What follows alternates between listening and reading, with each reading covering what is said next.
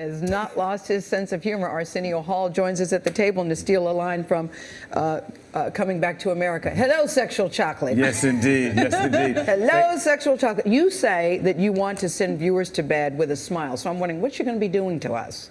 It's going to make us smile. You know, you've given me the best advice. What? When I saw you in Vegas, you said, I have one thing to say. Get Clinton in that saxophone. Yes, yes, yes. That would make people night. have a nostalgic smile in a sense.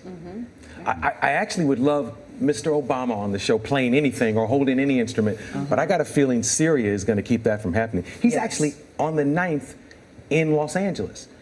But you can't really be on a talk show while this Syria thing is going on. Unless you're Jermaine Jackson and you think, come and sing Let's Get Syria. But aside from big names, because you really do have a strategy, that you really do want to have a show that's not totally celeb-driven, to make people smile and to give us a laugh. What's your strategy this time around? Well, you know what?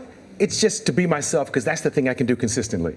I won't get busted if I'm honest to who I am, and I just want to jump back into it, and this time the names will be different. It might not be Alan Thicke, it might be Robin Thicke. It'll just be me doing my thing in a new generation. But it's the same thing for you.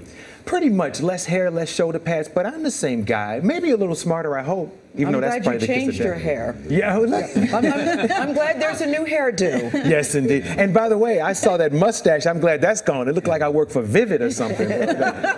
Mustache was scary.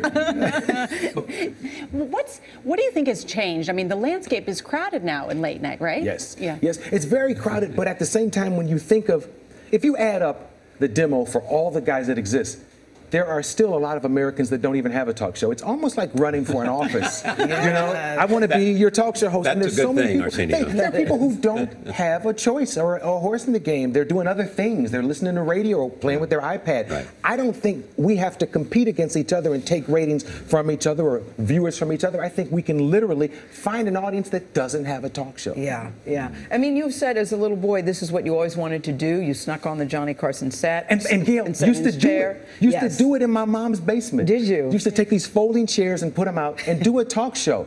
I was a strange kid. You know, I would have, if you could run real fast, I would talk to you about your future Olympic situation. And if you could sing, I'd have you lip sync to a Temptations record. But if that was true, then why did you walk away from it?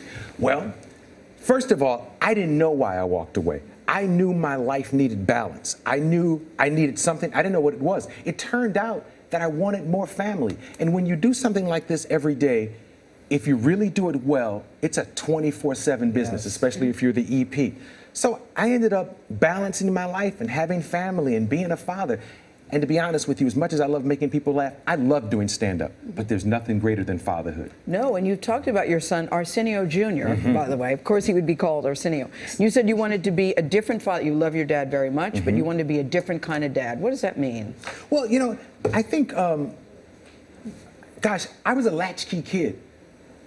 My childhood was dictated by commerce. You know, my mother had to do what she did. I would call her, I'm in, is the door locked? Yes, okay, make yourself a cheese sandwich, start your homework. That was my life.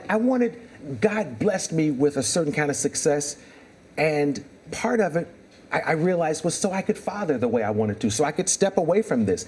And if it was here when I came back, great, I'll see. But I don't regret one moment of the life I've lived in the last at least 13 years. Do you think you have a responsibility in any particular way to the African-American community? Wow. I'm sure I do, and I hope to be able to balance that with a successful show, because sometimes those challenges can interfere with entertainment, with pure entertainment and making people laugh. But you try. And it's funny that that's there for me, but not for you. Nobody ever comes to you in your career and says, what have you done for the white community, sir? Yes, yes, lately. What have you done for white people, Charlie Rose? They say, what did you have done to the white community? Are you feeling pressure, nervous? Yes, all right, yes, Arsenio. Labor Day, okay. I labored. All right, Arsenio. We're cheering you on. Hey, you all need a shoe cam here, because the best part about this show is not only the information dispersed, but you ladies you like are our shoes? killing it. All that and a stack of napkins down below. What you doing looking at our feet? I'm sorry. Arsenio. Charlie has on a great shoe, too. Great to have you here. If only you knew. The Arsenio Hall Show premieres Monday. Check your local listing.